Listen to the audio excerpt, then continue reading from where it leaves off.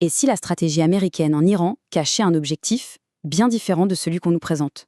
Aujourd'hui, on va décortiquer ensemble une thèse assez controversée, qui suggère que la version officielle n'est en fait qu'un écran de fumée. Alors accrochez-vous, parce qu'on plonge au cœur d'un enjeu géopolitique vraiment majeur. Sur le papier, le discours est clair. Il faut empêcher l'Iran d'avoir l'arme nucléaire. Simple, non? Sauf que, selon les sources que l'on analyse aujourd'hui, le but réel serait beaucoup plus radical et bien moins avouable. La vraie question, c'est donc, quel est le plan final pour l'Iran? Et ça nous amène au premier point clé de cette thèse. Le fameux changement de régime, qu'on entend souvent, ne serait en réalité qu'un prétexte.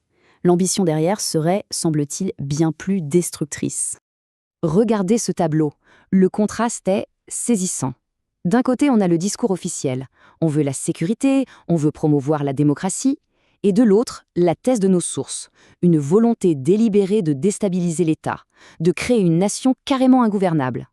On parle de deux mondes complètement différents. Ce processus, en fait, il a un nom, la balkanisation. L'idée, c'est de prendre un pays, de le fragmenter en plusieurs petites entités qui souvent sont en conflit les unes avec les autres. Et selon la source, c'est précisément le sort qui serait réservé à l'Iran. Un peu sur le modèle de ce qui s'est passé en Libye ou en Syrie. Le but ultime, créer un État en ruine. Et la méthode pour y parvenir serait, disons-le, assez cynique. Bombarder des zones civiles, des postes de police, pour provoquer une révolte de la population contre son propre gouvernement. Sauf que les faits seraient totalement inverses. Toujours selon la source, loin de diviser, ces attaques auraient pour conséquence de souder le peuple iranien contre un ennemi commun. Ça renforcerait paradoxalement le régime qu'on est censé vouloir abattre. Bon, maintenant, on aborde la thèse centrale de notre source. C'est sans doute la partie la plus sensible, l'idée que toute la politique américaine en Iran serait en fait pilotée, voire dictée par les intérêts stratégiques d'Israël. Cette citation du sénateur Marco Rubio, elle est vraiment au cœur de l'argument. Qu'est-ce qu'il dit en substance? Il dit « On savait qu'Israël allait attaquer et on savait que l'Iran allait riposter contre nous. Donc, on n'allait pas rester là à attendre de prendre un coup. On agit en premier. » Pour nos sources, c'est un aveu, c'est limpide. La politique américaine ne ferait qu'anticiper les actions d'Israël. Et puis il y a cette autre citation attribuée à Benjamin Netanyahou.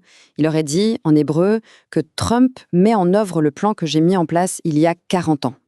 Ça vient renforcer l'idée que ce qu'on voit aujourd'hui n'est pas une réaction à chaud, mais l'aboutissement d'une stratégie pensée sur des décennies. Justement, ce plan, il aurait un nom, une histoire. La source nous oriente vers un document bien précis, qui serait en quelque sorte le schéma directeur de tout le conflit actuel. Ce document, c'est le Clean Break. Il date de 1996.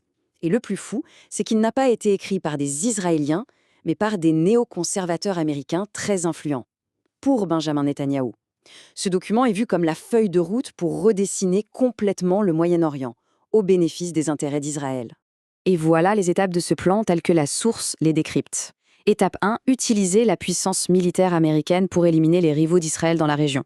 Ensuite, on passe au changement de régime. L'Irak, puis la Syrie et la Libye. Et quelle est la dernière pièce du puzzle à faire tomber?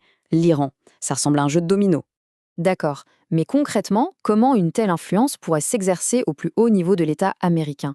La source que l'on étudie identifie des personnes et des groupes bien spécifiques qui joueraient le rôle de courroie de transmission. Plusieurs noms ressortent. On a Susie Wiles, une très proche de Trump, qui a aussi travaillé pour la campagne de Netanyahou. Il y a John Ratcliffe, le directeur de la CIA, qui est surnommé le sténographe du Mossad, un surnom qui en dit long sur la proximité qu'on lui prête avec les services israéliens.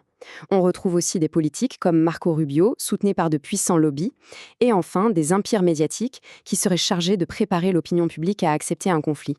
Le mécanisme d'influence décrit par la source serait d'une simplicité redoutable. Le Mossad brieferait directement le directeur de la CIA. Lui, à son tour, transmettrait ces informations, sans filtre, directement au président.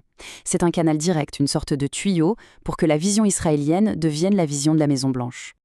Ok, maintenant, élargissons un peu le champ. Si ce plan se déroule comme prévu, quelles seraient les conséquences? Pas seulement pour la région, mais pour le reste du monde, et pour l'Europe en particulier. Les conséquences, telles que décrites par la source, seraient vraiment globales. Pour le Moyen-Orient, ce serait encore plus de chaos, de guerres civiles et potentiellement la résurgence de groupes comme Daesh. Pour l'Europe, on parle d'une nouvelle crise migratoire et d'une explosion des prix du gaz, jusqu'à 50% d'augmentation. Et même pour les États-Unis, le coût serait lourd, pertes militaires, problèmes économiques et une perte de souveraineté. Et ce n'est pas tout. L'Iran ne serait qu'une étape. Selon notre source, la prochaine cible sur la liste serait déjà identifiée. La Turquie. Oui, la Turquie, un membre de l'OTAN. Un haut responsable israélien l'aurait même qualifié de nouvel Iran. Ça laisse imaginer un projet de déstabilisation à une échelle encore plus vaste. Et tout ça, ça nous amène à une question de fond, une question essentielle. Quelles sont les implications pour un pays, pour l'équilibre mondial, quand sa politique étrangère serait, selon ces allégations, dictée par l'agenda d'une autre nation? C'est la question finale et le point de réflexion majeur que soulève toute cette analyse.